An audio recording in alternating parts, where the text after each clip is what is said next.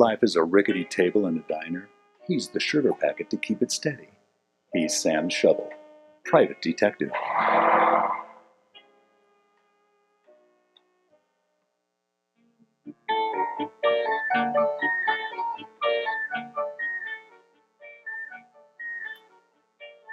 I'm Sam. Sam Shovel.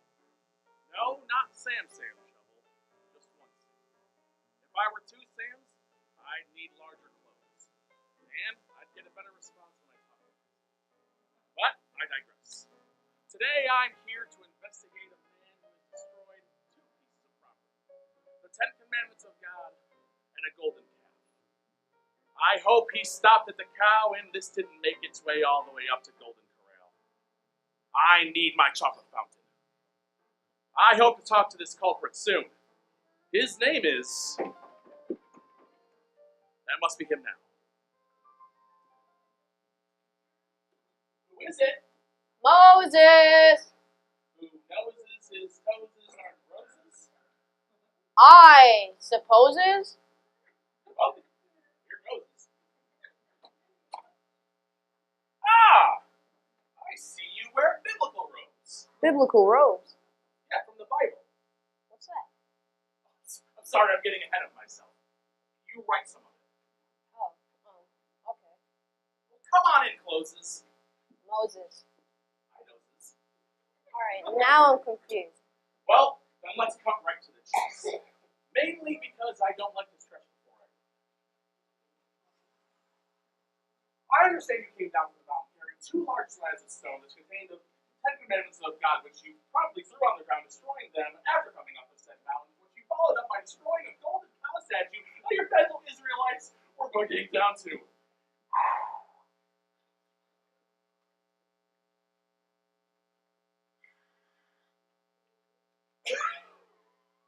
Well, not exactly.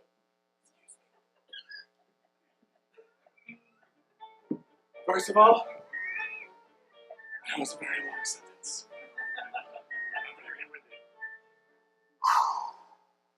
Secondly, Moses over here keeps denying everything that I'm throwing down. He thinks that I've got my facts more jumbled than a pair of Apple earbuds that's made their way through the dryer.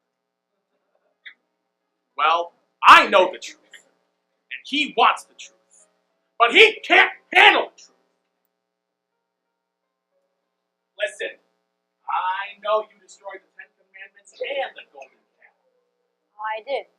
Don't try to deny it. I didn't. Wait, are you denying it now? No. No! Sounds like a denial to me.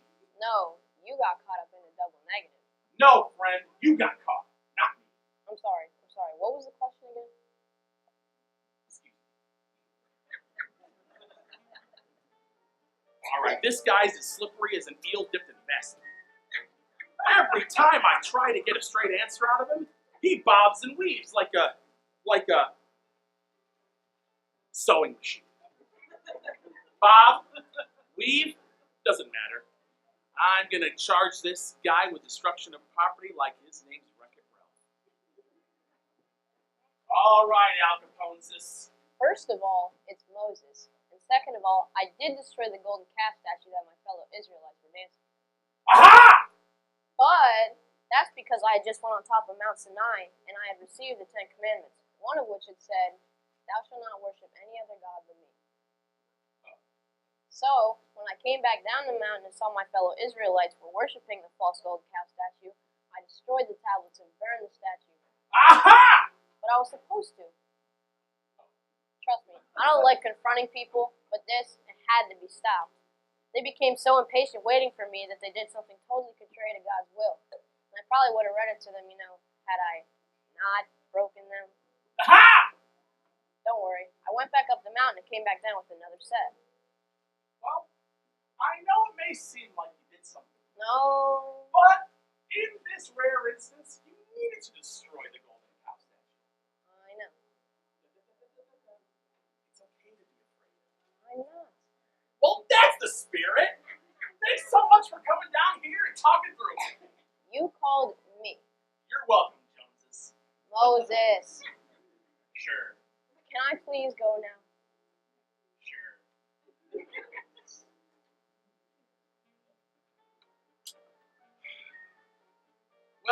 Roses, whatever. Roses, he completely forgot what the purpose of this was. You see, he didn't destroy property. He was just helping his people to avoid an even worse fate than, I don't know, getting stuck watching reruns of America's Got Talent for eternity. I mean, if they had just waited and been patient for Moses to go up and download from the cloud to his tablet. I'm Sam Shovel, private detective. Boy, do I love this crap.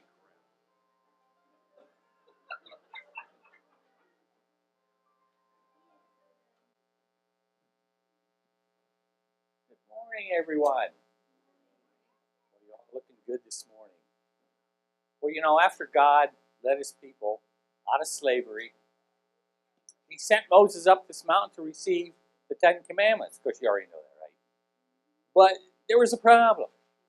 His people were impatient. They didn't want to wait until later for what they wanted now. And so they said, well, let's make our own God. But there was a problem. And you know what the problem was? They already had a God. The one that led them out of slavery.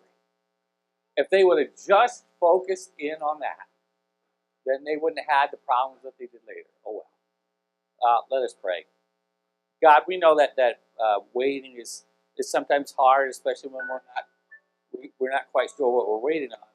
But we know that you have control, and that you have our interests. You have us in your best interest, and we ask these things in your name.